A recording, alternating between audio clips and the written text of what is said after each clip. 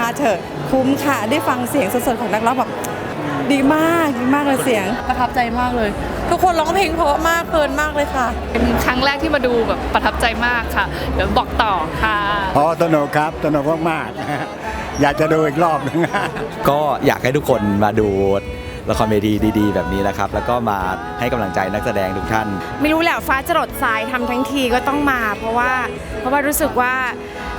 ทีมงานทุ่มเทแล้วก็ฉากอลังการแล้วก็ transition ต่างๆ คือ perfect นะคะมีอะไรหลายๆอย่างที่แบบว่าเซอร์ไพรส์คนดูเหมือนกันนะคะแล้วก็แบบว่าทำให้คนดูนี่ฟินจิกหมอนจิกเบาะค่ะ ขอให้มาดูนะคะ